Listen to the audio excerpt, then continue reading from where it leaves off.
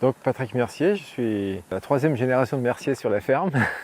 La mauvaise, celle qui a acheté la ferme. Et puis ça fait 42 ans que je travaille ici. Et la ferme c'est 180 hectares aujourd'hui avec 110 vaches laitières.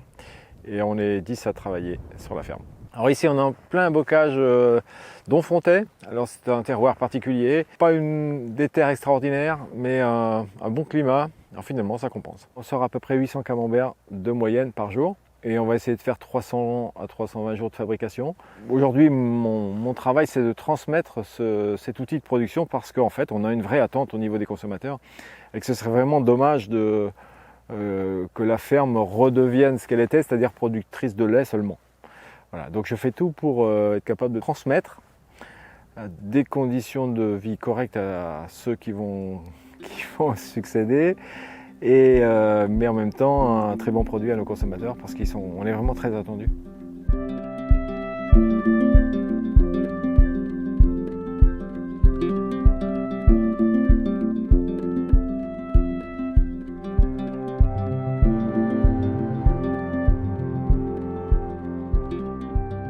En réaction à cette crise de vache folle de 96, on a commencé par l'appellation d'origine. On est rentré en tant que producteur de lait tout doucement dans la filière. Ça a été le premier signe officiel de qualité qu'on a pratiqué en tant que producteur de lait seulement. Puis l'agriculture biologique après, et la production fermière est arrivée juste en même temps. Et la STG lait de foin en 2016, elle était applicable en France seulement. Donc elle était appliquée sur la ferme, on était dans les premières fermes quand même, mais 2019. Alors, on ne savait pas trop comment appeler ça au début, mais ce qu'on voulait, c'était absolument être fier de notre métier, de garantir que ce soit fermier aussi. Je pense que c'est la traçabilité la plus fine sur les produits laitiers, c'est-à-dire qu'on est responsable de tout, de la pousse de l'herbe jusqu'à l'emballage des produits, par toutes les étapes intermédiaires. Donc cette traçabilité fermière est très demandée aujourd'hui. Nous sommes Denis et Janine. Et nous formons le GAEC naturellement normande. C'est une exploitation traditionnelle, race normande, essentiellement sur le pâturage qui n'était pas en agriculture biologique, mais que j'ai maintenu avec un potentiel plutôt extensif. On a voulu trouver un projet d'installation pour Janine. On en est arrivé à créer notre propre camembert sur l'exploitation, ce qui n'était pas forcément une chose évidente à faire dans la région viroise. Et ça, c'est arrivé en 2013. Tant qu'à proposer ce produit, il fallait le proposer pour moi en agriculture biologique.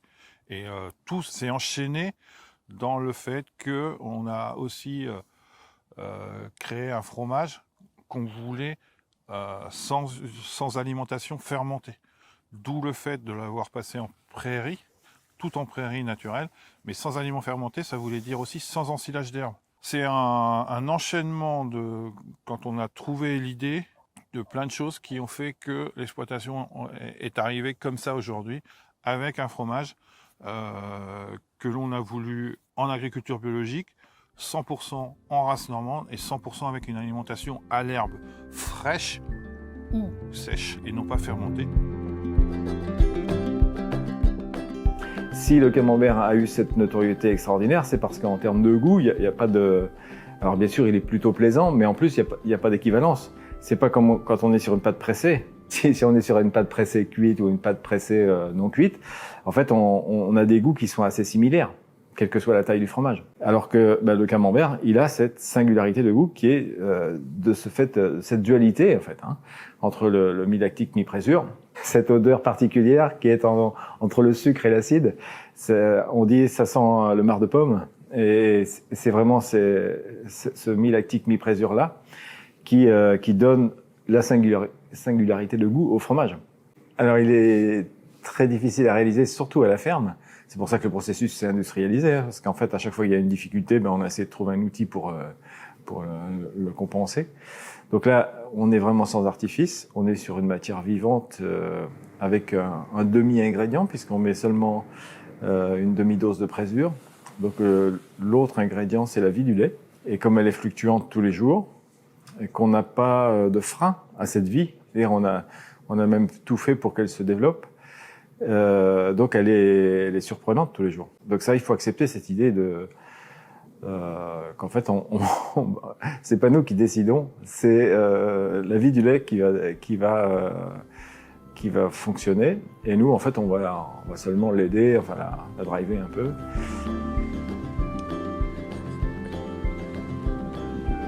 Alors, j'ai été responsable de la filière d'appellation d'origine pendant 15 ans sur les 25 dernières. J'ai été souvent frustré, et si je suis sorti de la filière en tant que responsable, et c'est parce que les gens en avaient marre de mon énergie, de mon exigence. Bien sûr, les points du cahier des charges sont souvent écrits au minimum.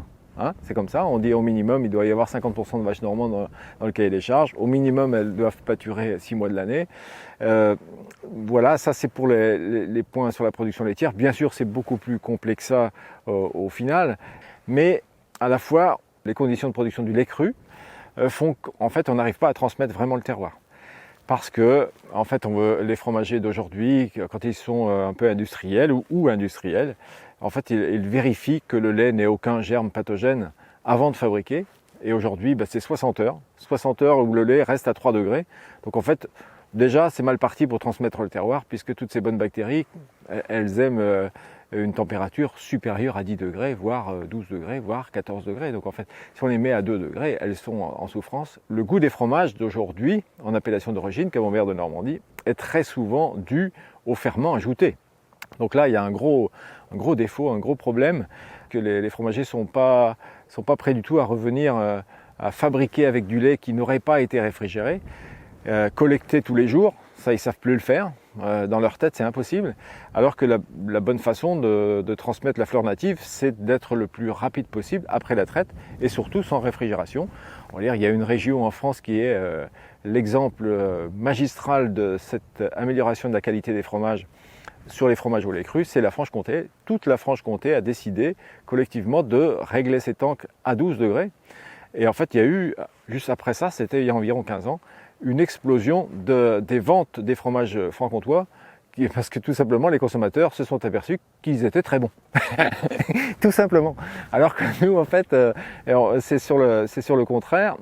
Comme on prend toutes ces précautions avec ces délais et ce lait presque mort à la fin, inerte, bien sûr c'est au lait cru, puisque le lait n'est pas chauffé au-delà de 40 degrés, ou moyen équivalent, mais il n'y a plus rien à transmettre. Voilà, donc on peut couper le lien au terroir de diverses façons. Par exemple aussi, quelque chose qui s'est généralisé énormément dans les fermes, c'est la désinfection de pie des vaches avant la traite. Donc en fait, on trempe les trayons, et c'est imposé par les laiteries, on trempe les trayons dans une mousse désinfectante, et donc on détruit 80% de la fleur native.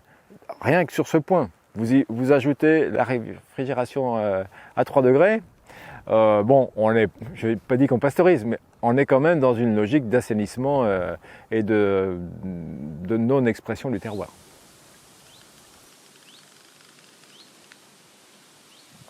Alors, en réaction à cette tendance sanitaire coûte que coûte qui empêche l'expression du terroir, en réaction à ça, j'ai voulu faire des tests de fabrication pour connaître tout le contexte de la fabrication du camembert de Normandie. En tant que président, c'est quand même pas mal quand le gars il sait de quoi il parle.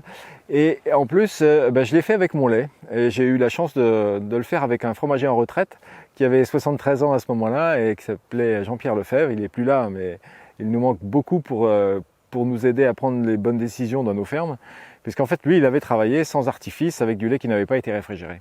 Et en fait, moi, j'ai travaillé 2 semaines avec lui et il m'a mis les mains dans la bassine, il m'a expliqué, il disait à son fils, surtout, on met rien. Dans cela, on met rien. Voilà. Donc en fait, on a travaillé avec du lait qui n'avait pas été réfrigéré, que j'avais emmené en bidon dans le cul de ma voiture. Et, tellement c'était vrai qu'il avait la gitane de maïs. Donc vraiment, on était dans le summum de la vérité des fromagers des années 60. Donc ça m'a démystifié le geste de fabrication en même temps, puisque notre lait qui n'avait que très peu de ferment ajouté, finalement, il s'exprimait aux côtés d'autres fromages dans la même fromagerie, dans les mêmes pièces. Moi qui n'y connaissais rien, je reconnaissais mes bassines en fait. Et nos bassines étaient tellement différentes des autres, au niveau de l'aspect du caillé et du sérum, qu'en fait, oui, un novice pouvait retrouver l'expression de ce lait en fait. Donc il y avait quelque chose de particulier à notre lait.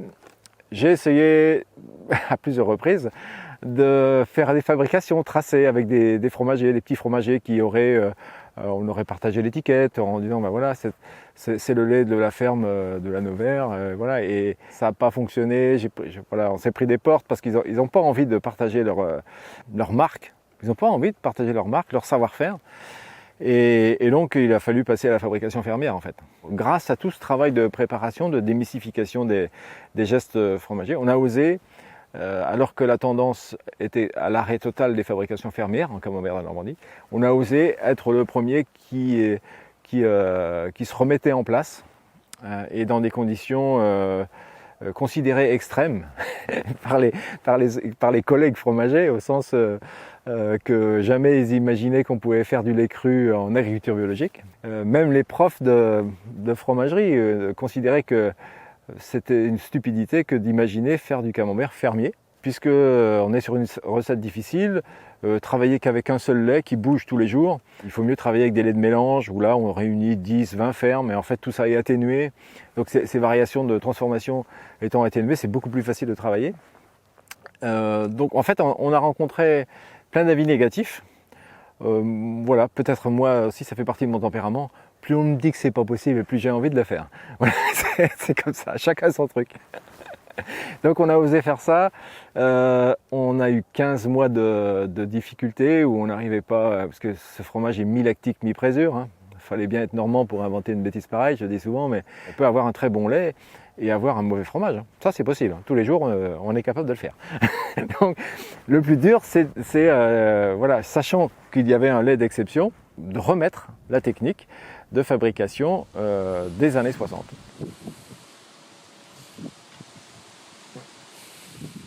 On est sur un cahier des charges fromage naturel de France qui est sur l'aspect des fermes. Le trait il est 1960, on est avant 1960, avant l'arrivée des produits chimiques et avant l'arrivée des bâches plastiques. Et des vaches Primostein. Enfin, Frison à l'époque.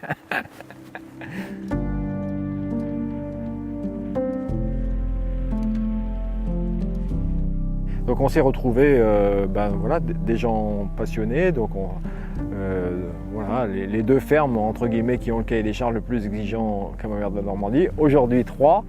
Et puis donc Slow Food qui nous parraine toujours. Et tout ça en fait, on a décliné le cahier des charges tout doucement en faisant en sorte qu'il donne de la richesse au terroir et cette transmission. Oui. Toutes ces difficultés que nous avons eues à pratiquer le camembert de Normandie avec des valeurs hors normes nous ont renforcés dans l'idée de continuer, mais en même temps d'adapter. Puisque bien sûr ce lait, il n'est pas question de le faire varier. Hein. Sur la ferme, nous ne prenons jamais aucune décision qui soit susceptible de mettre en péril un tout petit niveau de qualité quel qu'il soit. Donc ce niveau qualitatif, bien sûr, il est partout, il est fondamental. Comment essayer de le valoriser et de le pérenniser. Donc il faut penser à, entre guillemets, à maintenir cette transmission du terroir et que les consommateurs la retrouvent comme une signature. Donc c'est bien ce triangle entre faire le plus vrai, le meilleur possible, le plus propre possible. Et on essaie d'expliquer ça à nos consommateurs. On est très attentif à ce qu'il attend. Les gens, quand ils achètent des camemberts fermiers, ils veulent que des surprises. Voilà. Nous, on va essayer de leur fournir que des bonnes. Voilà,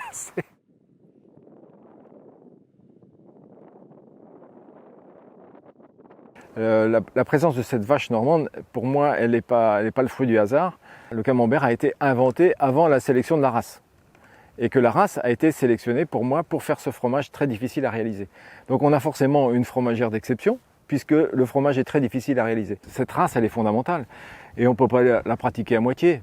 On sait aussi, on s'en doutait, mais maintenant c'est scientifique, l'INRA du Pin-Ouara a prouvé que la transmission de la microbiologie de la prairie se fait de façon certaine, sous condition de la pratique du pâturage. C'est-à-dire qu'il faut que les vaches, à un moment, elles mangent l'herbe, certes, ça va donner une qualité aux matières grasses, voilà, des nutriments très spécifiques, mais la microbiologie du lait qui va permettre l'expression du terroir, c'est bien le pis des vaches dans l'herbe qui va l'assurer. C'est-à-dire qu'à un moment, il faut que les trayons des vaches soient au contact avec l'herbe pour s'imprégner de cette microflore spécifique. Alors c'est pas de chaque champ, c'est spécifique de chaque espèce dans chaque champ. Donc en fait, ils se sont aperçus que dans le même champ, les différentes espèces d'herbes n'avaient pas du tout la même microflore. Donc ça, c'est renversant. Hein. Il n'y aurait que 30%, dans ce champ-là, il n'y aurait que 30% de microflore commune d'une espèce d'herbe à l'autre. Le reste, c'est très différent. Et si on met ces vaches à s'imprégner, avec le pis des vaches dans l'herbe, en fait, on va avoir cette transmission du terroir, alors sous condition de ne pas désinfecter le pis des vaches, de ne pas réfrigérer le lait, mais en fait, on va retrouver tout ce qu'il y avait dans le champ, on va le retrouver dans le fromage par le lait. Donc l'agriculture biologique, ça coule un peu de source derrière ça, parce que si on déboule avec des engrais chimiques ou des désherbants, voilà, cette flore, on est sûr qu'on va la changer. Tout ça, en fait, on a décliné le cahier des charges tout doucement en faisant en sorte qu'il donne de la richesse au terroir et cette transmission, oui. Cette transmission, elle est aussi plus complète si on ne fait pas d'ensilage. On sait très bien que l'ensilage a des prédispositions à transmettre des germes pathogènes. On a écrit, pour être plus sûr, que la transmission se fasse de bonnes conditions. Oui, la suppression de l'ensilage, parce qu'on déjà on ne peut pas se tromper sanitairement, mais en plus que si ça aide encore la transmission du terroir, voilà, il faut y aller. Enfin, pour moi, c'est la tradition. Hein. Il n'y avait pas d'ensilage avant que les bâches plastiques arrivent. Quand on avait l'idée de ce projet, j'avais fait quelques fromages dans la cuisine pour voir ce que ça donne. Quand Denis est rentré avec son idée de faire du camembert, que j'étais totalement d'accord, mais ça m'a fait peur un peu. Et puis, j'ai dit, ok, je vais tout de suite faire quelques essais, mais je n'avais pas des ferments, je n'avais pas des autres choses. Et puis, en fait, j'avais juste fait cailler notre lait quand j'ai utilisé pour les premiers ferments. Et puis, les tout premiers fromages que j'ai faits, c'était avec nos ferments qu'on avait produits naturellement chez nous. Après, quand on a construit la ferme, et j'ai fait quelques formations et j'avais aussi refait quelques fromages avec nos ferments naturels que j'ai apportés à les formations, qu'ils n'étaient pas maîtrisés parce que je n'avais pas l'expérience non plus. Mais ils ont dit à tous qu'ils avaient du potentiel, qui était très bien. Mais quand j'ai parlé avec le GDS, ils ont dit que si on fait du camembert de Normandie dans cette façon, il va nous arrêter tout de suite. Parce que le camembert, c'est un des fromages le plus fragile, le plus délicat, le plus difficile à maîtriser. Et si on n'a pas une bonne acidification de le lait dès le début, si on ne maîtrise pas, c'est aussi vendu à le pic quand c'est délicat au niveau des problèmes bactériologiques éventuels. Et puis, on a vraiment besoin de maîtriser la fabrication. Parce que quand on travaille avec le lait cru, on peut parler de pathogènes. Et quand les fromages sont vraiment, vraiment jeunes, les fromages lactiques qui sont vendus, ils sont vendus avant que les pathogènes aient développé. Si un fromage ça dépasse les 60 jours, tout est mort. Il n'y a plus rien. Mais le camembert, c'est vendu entre deux. Et c'est mi-lactique, mi-précieux et c'est compliqué. Et puis, quand ils ont dit qu'il va nous arrêter tout de suite, c'est là que, ok, on est revenu à les ferments qui sont achetés.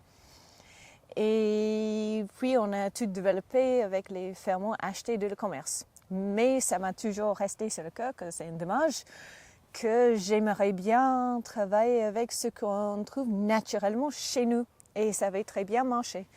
Mais c'est là quand j'ai entendu parler de les fromages naturels de France avec l'association, on tout de suite adhéré.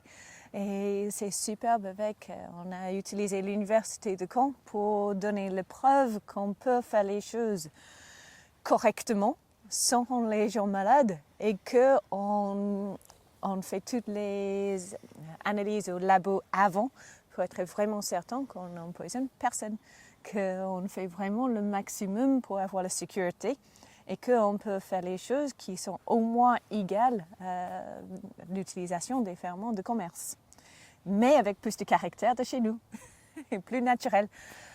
On a dit, la ferme, ça s'appelle naturellement normande parce que tout est le plus naturel possible et tout est normande sauf moi. Mais l'Angleterre n'a-t-elle pas participé à l'histoire de la Normandie? Ouais, je crois qu'il y a une grande histoire entre l'Angleterre et la France.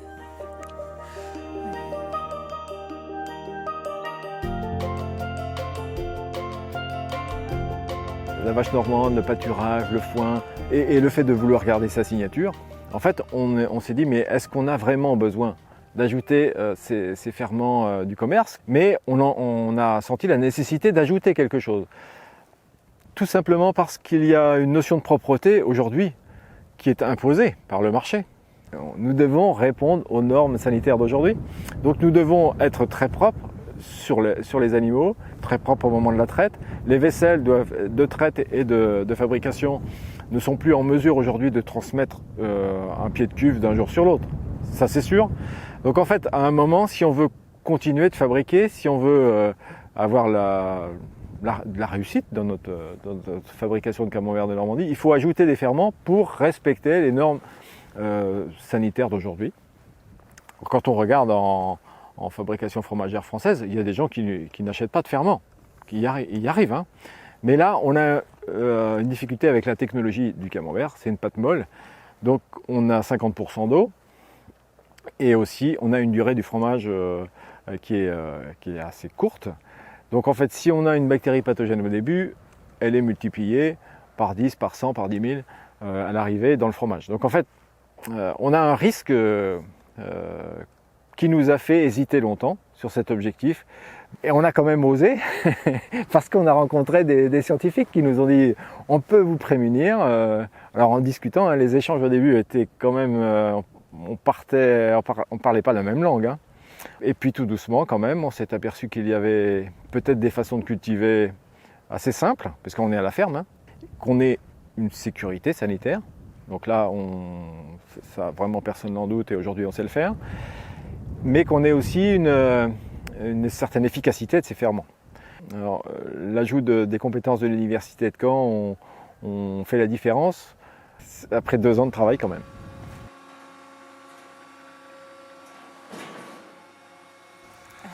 La différence entre les ferments de commerce et les ferments qui sont naturellement chez nous, c'est la diversité pour une chose. Quand on achète, il y a très peu de ferments utilisés dans les commerces et dans tous les mix, on se retrouve tous avec les mêmes choses dedans un peu. Et puis tout est standardisé, c'est un dommage. Où nous, quand on parle de les ferments qui sont naturellement présents chez nous, c'est les microbes qui sont bons pour la santé. Quand on parle de microbes, souvent on peut avoir peur en pensant pathogènes et maladies, mais ce n'est pas le cas. En fait, on a besoin pour notre microbiote des microbes pour qu'on ait en bonne santé. Et quand on utilise ces microbes de chez nous, il y a une variété énorme. C'est fascinant et on a besoin pour toute cette variété dans notre alimentation.